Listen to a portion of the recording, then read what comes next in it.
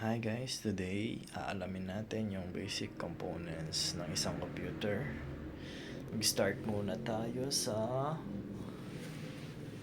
Central Processing Unit na kung saan siya yung brain of the computer. And then siya din yung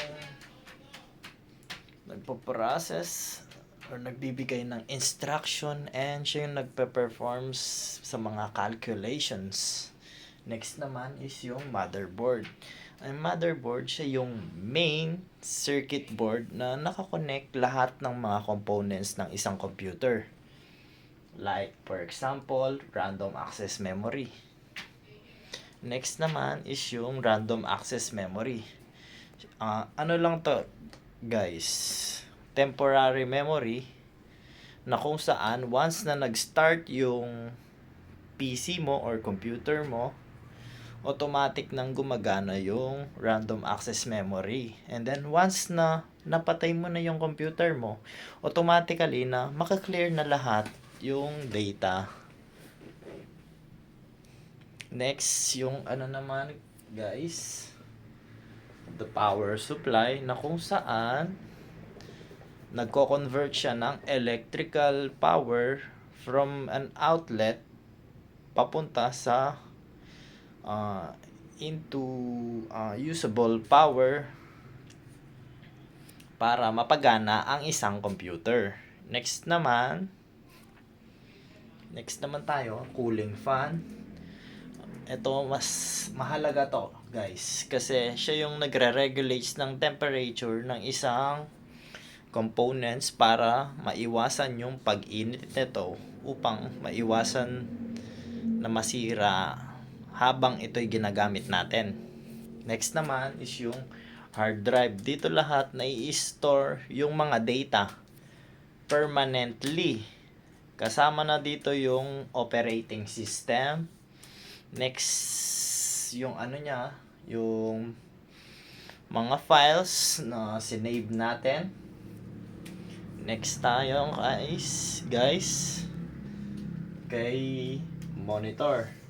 Dito guys, ito yung ano natin guys, digital screen na kung saan makikita natin yung mga visual output natin na ina-allow tayo para makita lahat mga data, information, then yung mga software. Dito makikita yung mga software. Next naman tayo kay printer. Ito guys, nagpo-produce siya ng physical documents kagaya ng mga image into digital format for storage and editing. Next naman is yung computer mouse. Ito guys, usual na to guys. Ang isang computer kailangan niya ng isang mouse and keyboard para manavigate manavigate kung saan gusto mong pumunta. Like kunwari, 'di ba? May application ka na Google, Mozilla Firefox, and many more. So, para mapuntahan mo yung isang application like the Google, kailangan gamitin mo yung mouse. Gawin mo siyang cursor para makapunta sa Google, and then i-click mo yung left button, and then that's it. Next naman tayo yung keyboard. The last one is the keyboard.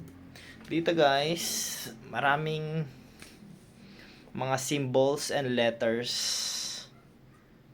para, for example, sa Google ka na, and then gusto mong mag-type, mag-search, or maghanap ng mga bagay na gusto mong makita.